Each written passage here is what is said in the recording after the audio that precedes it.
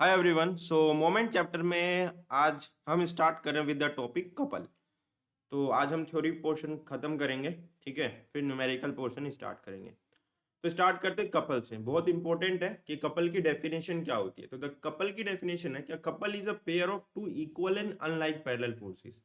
तो वो कह रहे हैं कि यार कपल जो है ना वो दो पैरेलल अनलाइक फोर्स से मिलकर बना हुआ है। कि ये एक फोर्स हो गया, ये एक फोर्स हो गया, तो ये दोनों पैरेलल है और अनलाइक है, मतलब दोनों का डायरेक्शन अलग है। फिर वो क्या कह रहे हैं, acting on a body in a such way that the line of action of two forces are not the same. और वो किसी बॉडी पर इस तरीके से एक्ट कर रहे हैं कि इनके ये जो दोनों लाइन है फोर्सेस के, ठीक है, ये सेम लाइन पे नहीं पड़ते, यानी इनका point of execution of line है वो सेम नहीं है। जैसे ये एक पूरा बॉडी मान लो यार, ठीक है। अब इस बॉडी के ऊपर ना एक फोर्स इस तरीके से एक्ट कर रहा है, ठीक है, ठीक है, मैं कह रहा हूँ। और ये एक फोर्स ऐसे सोचो कि ये एक ऐसे एक्ट कर रहा है, ठीक है। अब इसका point of line of execution ये है, इसका point of line of execution ये है। अब ये और दोनों, लेकिन ये आपस में पैरेलल है और ये अनलाइक है, बिकॉज ये इस डायरेक्शन में एक्ट कर रहा है और ये इस डायरेक्शन में एक्ट कर रहा है, ठीक है। और इनके बीच का जो ये डिस्टेंस है ये परपेंडिकुलर डिस्टेंस, ठीक है। तो ये कपल बन गया हमारा। तो कपल क्या है, पेयर है। कपल हमेशा क्या बात करता है, पेयर। किनका पेयर, पैरेलल फोर्सेस का पेयर। लेकिन उस पैरेलल फोर्सेस की कंडीशन ये है कि वो अनलाइक पैरेलल फोर्सेस होंगे, ठीक है। बस ये कपल कह रहा है। फिर कपल का इफेक्ट क्या होता है, तो the effect of couple act on a rigid body is to rotate it without moving it as whole.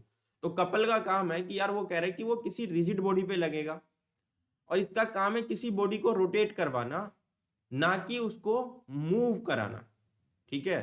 तो वो बस रोटेट कराने का काम करता है, उसको उस पूरे बॉडी को मूव कराने का काम नहीं करता।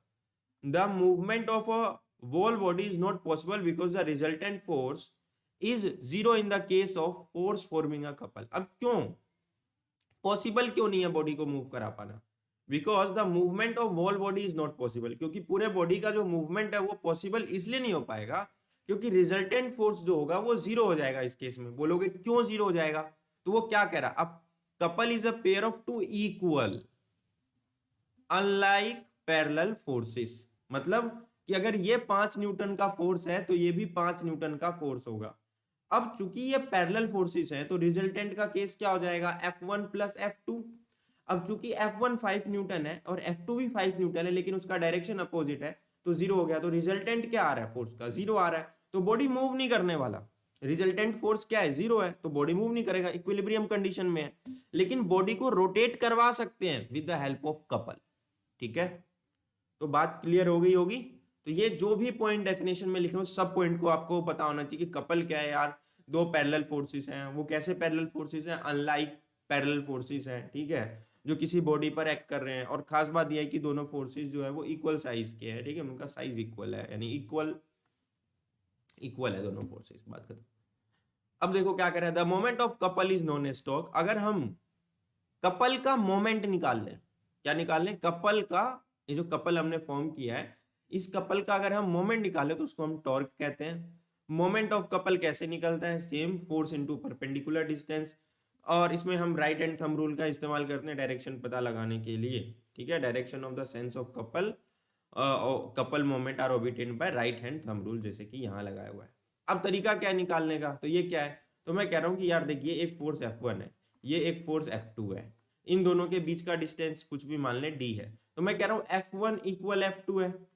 तो अगर मुझे क्या निकालना है, मोमेंट निकालना है, ठीक है, तो मोमेंट ऑफ कपल क्या निकले जाएगा, F इंटू परपेंडिकुलर डिस्टेंस, जो कि इन दोनों फोर्स के बीच का परपेंडिकुलर डिस्टेंस है, विच इज d।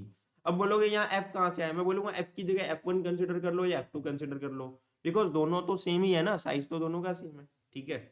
अब यहाँ कुछ एग्जाम्पल्स है कपल के कि स्क्रू ड्राइवर हो गया, जो हम कार वगैरह के, ठीक है, स्टेयरिंग व्हील होगी, ठीक है, ये सब चीजें जो है वो क्या है आपका एग्जाम्पल है कपल का, ठीक है। पता होना चाहिए भाई कपल कहाँ एग्जीक्यूट हो रहा है। द ओपनिंग और क्लोजिंग ऑफ वाटर टैप, अबे भाई नल है, उसके ऊपर का जो ढक्कन है उसको घुमाते हैं, तो ढक्कन को थोड़ी मूव करा रहे हैं, उसको बस रोटेट करवा रहे हैं। तो देखो कपल का अच्छा एग्जाम्पल है। वाइंडिंग ऑफ अ वॉच हो गया, moving of a pedal of bicycle हो गया, बाइसाइकिल के पेडल को हम घुमाते रहते हैं, मूव थोड़ी करता है। है ना, कि भाई ये थोड़ी है कि पेडल चलाया तो पेडल यहाँ से यहाँ चला जाता, फिर हम पैर लेके यहाँ पेडल मार रहे होते, नहीं, एक्चुअली में हम पेडल मार रहे हैं, वो वहीं उसी सिमिलर पोजीशन पे बस घूमे जा रहा है, आगे पीछे मूव नहीं कर रहा है, बस वो घूम रहा है, रोटेट कर रहा है पेडल, ठीक है। ठीक है, ठीक है। प्रॉपर्टीज ऑफ कपल बहुत इंपॉर्टेंट है। प्रॉपर्टीज ऑफ कपल क्या कहता है, the algebraic sum of moment of the force forming a couple about a point in the plane is constant. देखो क्यों होगा, पहले समझ लेते हैं क्या कह रहा है कि यार देख, कपल जो है, ठीक है, ये वो वाले कपल नहीं है, ये कपल्स है, ठीक है। तो ये जो कपल फोर्सेस है यानी पेयर ऑफ फोर्सेस है, ठीक है। अब पेयर फोर्सेस के अलावा ये इक्वल है, इक्वल के अलावा हम बोल सकते हैं कि ये अनलाइक है, पैरेलल फोर्स है, ठीक है, unlike parallel force, equal unlike parallel force. तो कह रहे हैं कि यार देखो, the algebraic sum of moment of force, अगर मैं इस दो पेयर ऑफ फोर्सेस है, अगर मैं इसका क्या निकालूं, मोमेंट निकाल लूं, यानी इसका भी मोमेंट पेयर है तो F1 है और F2 है, तो मैं अगर F1 F2 का मोमेंट निकालूं और उनका सम करूं, ठीक है, तो ये F1 और F2 को मैं कहीं पर भी रख लूं, प्लेन के अंदर कहीं पर भी रख लूं, मेरा जो मोमेंट आएगा ना, सम ऑफ मोमेंट आएगा, वो हमेशा सेम आएगा। मतलब देखो कि एक बार फोर्स यहां ए पर रखा है, एक बार फोर्स यहां बी पर रखा है, अब इस केस में जो मोमेंट निकलेगा उतना ही मोमेंट तब भी निकलेगा जब मैं फोर्स को यहां रखूं, फोर्स को यहां रखूं, फोर्स को यहां रखूं, यहां रखूं, मतलब इन तीनों ही केस में अगर मैं एफ एफ इस एफ इस एफ इस एफ इस एफ इन सब का अगर मैं मोमेंट निकालूं, लेट सपोज इस एफ का निकाला और इस एफ का निकाला, जैसे कि यहाँ पे निकाल रखा है, देखो वो निकला एफ इंटू ए बी, अगर मैं इसका निकालूं इसका निकालूं, वो भी क्या निकलेगा, एफ इंटू ए बी, अगर मैं इसका और इसका निकालूं और सम करूं तो वो भी क्या निकलेगा, एफ इंटू ए बी। तो मतलब एक प्लेन के अंदर कपल ऑफ फोर्सेस जो है, ठीक है, कपल जो है कपल ऑफ फोर्सेस कह रहा हूं, कपल के जो फोर्सेस हैं, पेयर ऑफ फोर्सेस, अगर मैं उनका मोमेंट निकालता हूं और उनका सम करता हूं तो वो सेम रहने वाला है, अगर मैं उस प्लेन के अंदर मैं किसी भी दो कपल के फोर्सेस का अगर मैं मोमेंट निकाल के सम करता हूं, ठीक है। तो उम्मीद करता हूं कि आपको समझ में आ गया होगा, ये थोड़ा कंफ्यूजिंग हो जाता है, बट यहाँ एग्जाम्पल के थ्रू आप समझ सकते हो कि यार देखो कि एक प्लेन है, अब उस प्लेन के अंदर मैंने फोर्स यहाँ रखा, फिर एक फोर्स यहाँ रखा, फिर या ऐसे रख दिया, मैं यहाँ पे F1 और F2 का मोमेंट निकालूं और उनका सम करूं, वो भी सेम आएगा। लेट सपोज कि वो x आ रहा है, यहाँ पर भी मैं इस F1 F2 का मोमेंट निकाल लूं और उनका सम करूं, वो भी x आएगा। F1 F2, F1 का मोमेंट निकालो, F2 का मोमेंट निकालो, उनका सम करूं, वो भी मेरा x आएगा। तो किसी पर्टिकुलर प्लेन में जो कपल हमने फॉर्म किया, उस कपल के जो पेयर ऑफ फोर्सेस है, अगर मैं उनके इंडिविजुअल मोमेंट निकाल लूं और उनको सम कर दूं तो वो इक्विवेलेंट रहेगा इसके भी, इसके भी, इसके भी, ठीक है, बात खत्म। और फिर क्या है, a couple has no resultant force because it has resultant moment, it has resultant moment. तो कपल में रिजल्टेंट फोर्स नहीं निकलता है, क्यों नहीं निकलता, क्योंकि वो हमेशा जीरो निकलने वाला है, बट उसका रिजल्टेंट मोमेंट निकाल सकते हैं। बताओ क्यों, क्योंकि आपको पता है कि वो इक्वल अनलाइक पैरेलल फोर्सेस है, मतलब रिजल्टेंट हमेशा F1 माइनस F2 होने वाला है, वो हमेशा जीरो देगा, तो रिजल्टेंट ऑफ फोर्स हम नहीं निकाल सकते, हम सिर्फ क्या निकाल सकते हैं, रिजल्टेंट मोमेंट, ठीक है। तो कपल के केस में हम उनका रिजल्टेंट मोमेंट निकाल सकते हैं, रिजल्टेंट फोर्स नहीं निकाल सकते। अगला क्या कह रहा है, एनी टू कपल, कह रहा है any two couples of equal moment and sense in the same plane are equivalent in their effect. अब दो कपल है भाई, उनका मोमेंट इक्वल आ रहा है, उनका सेंस भी सेम है और वो सेम ही प्लेन में है, तो सिंपल सी बात है, दोनों सेम ही इफेक्ट क्रिएट कर रहे होंगे, तो ये उसमें कोई बड़ी बात नहीं है। फिर क्या कह रहा है, two couple acting in one plane upon a rigid body whose moment are equal but opposite in sense balanced each other. कह रहा है यार देखो, किसी प्लेन के अंदर, ठीक है, किसी प्लेन के अंदर, या बोला किसी रिजिड बॉडी के ऊपर, ऐसे सोचो कि एक बॉडी है जो ट्रायंगल बना है, एक रिजिड बॉडी है, अब इसके ऊपर कपल C1 यहाँ लग रहा है, कपल C2 यहाँ लग रहा है। कह रहा है कपल C1 और कपल C2, ठीक है, इन दोनों का जो डायरेक्शन है, ठीक है, इन दोनों का जो मोमेंट है, ठीक है, इन दोनों का जो मोमेंट है उसका डायरेक्शन जो है वो अपोजिट है। लेट सपोज करो इसका M1 निकला, इसका M2 निकला, ठीक है, बट M1 इक्वल है M2 के, बट M1 M2 इक्वल तो है लेकिन इनका डायरेक्शन अपोजिट है, तो हम बोल सकते हैं कि ये एक दूसरे को बैलेंस करके रखेंगे, यानी इस रिजिड बॉडी को बैलेंस करके रखेंगे, ठीक है।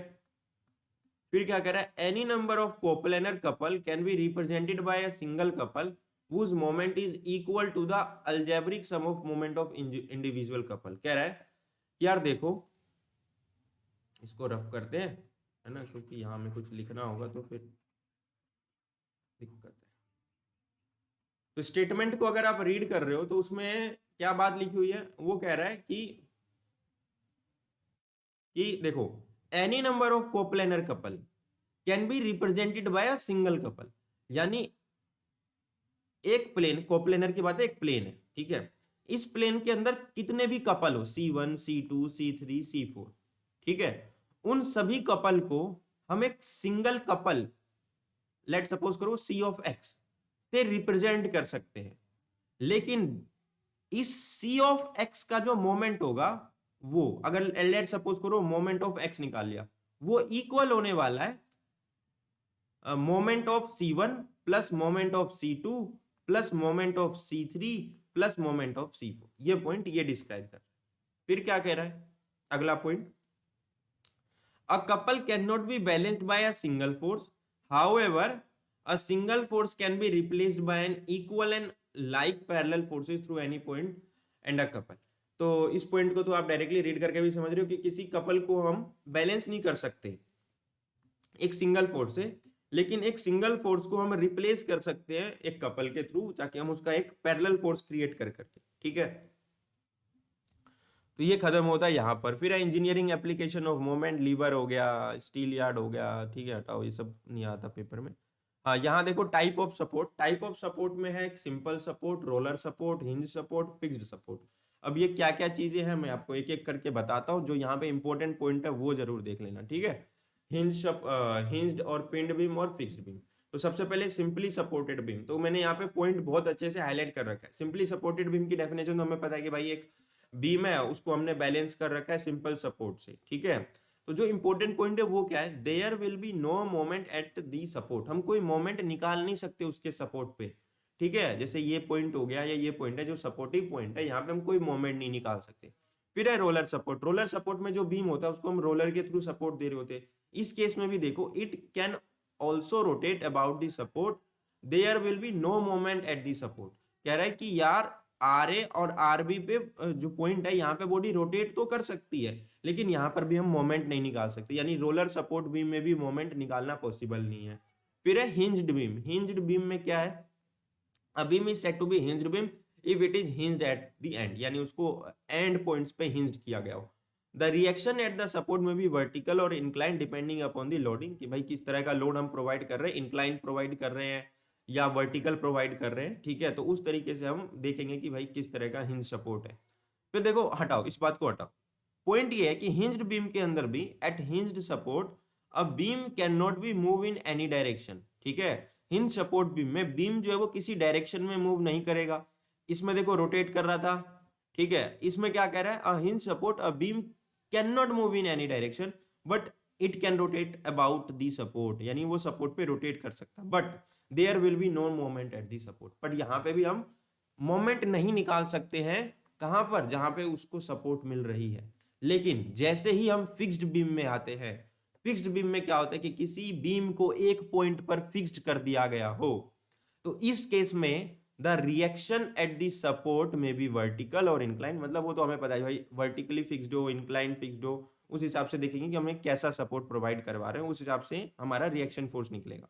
बट पॉइंट क्या है, depending upon the loading, sorry, there will be moment at the support along with reaction, मतलब हम यहां पर मोमेंट निकाल सकते हैं, यानी मोमेंट निकालना इस केस में पॉसिबल है, ठीक है। इस केस में पॉसिबल है, यानी फिक्स्ड बीम, यानी जब हमने एक पॉइंट पर फिक्स कर दिया हो बीम को, तो मोमेंट निकालना हमारे लिए पॉसिबल है। दैट पॉइंट इज ओ। अब हम इस पॉइंट पे हम अपना क्या निकाल सकते हैं, मोमेंट निकाल सकते हैं, बिकॉज हमने बहुत सारे एग्जांपल ऊपर देखे, तो हम फिक्स बीम के एग्जांपल देख रहे थे। फिर है टाइप्स ऑफ लोडिंग, फिर है कंसंट्रेटेड और point load, uniformly distributed load और यूनिफॉर्मली वेलाइंग लोड, ठीक है।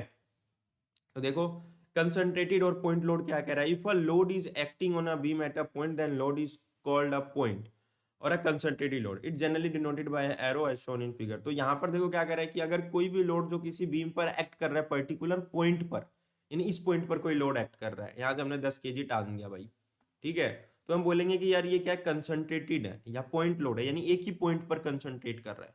फिर है uniformly distributed load. Uniformly distributed का क्या मतलब होता है कि पूरे बीम के ऊपर हमने क्या किया, लोड को डिस्ट्रीब्यूट कर दिया, ठीक है, यूनिफॉर्मली। मतलब ऐसा नहीं है कि यहाँ 5 kg, यहाँ 10 kg, यहाँ 20 kg, नहीं, 5 kg 5 kg 5 kg, यानी यूनिफॉर्मली डिस्ट्रीब्यूट किया, तो हम बोलेंगे ये यूनिफॉर्मली डिस्ट्रीब्यूटेड लोड है, ठीक है।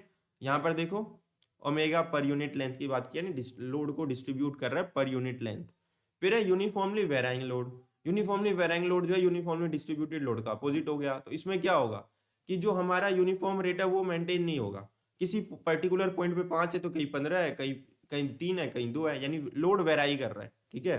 तो in this type of loading the load वेराई eight uniform rate from one point two another, triangular type और ट्रेपेजियम। हाँ अच्छा सॉरी, मैं चीज मेंशन नहीं कर पा रहा हूँ, वो ये है कि यहाँ पर जो है ना वो यूनिफॉर्म रेट है। यूनिफॉर्म रेट का क्या मतलब होता है, यानी जो बढ़ने की दर होती है, यानी लोडिंग की जो रेट है वो यूनिफॉर्म है। लेट सपोज करो यहाँ 5 है तो यहाँ 10 है, यहाँ 15 है, यहाँ 20 है, यहाँ 25 है, ये इस तरीके से डिस्ट्रीब्यूट हो रहा है, मतलब ये रेट इनका यूनिफॉर्म है। So I am sorry for previous point which I have mention. हाँ बट ये है कि लोड जो है वो या इसके केस में यूनिफॉर्म रह रहा है, सेम लोड डिस्ट्रीब्यूट हो रहा है, बट यहाँ पर लोड वेराई कर रहा है लेकिन उसका रेट यूनिफॉर्म है। ओके, फिर यहाँ पे ये कुछ एग्जांपल है जिसे हम नेक्स्ट पार्ट में सॉल्व करेंगे। दैट्स ऑल, जो भी पॉइंट मैंने बताया उम्मीद करता हूँ कि आपको समझ में आया होगा, नोट्स बना लीजिएगा। अब अगले पार्ट में हम न्यूमेरिकल सॉल्व करेंगे। मिलते हैं नेक्स्ट पार्ट में।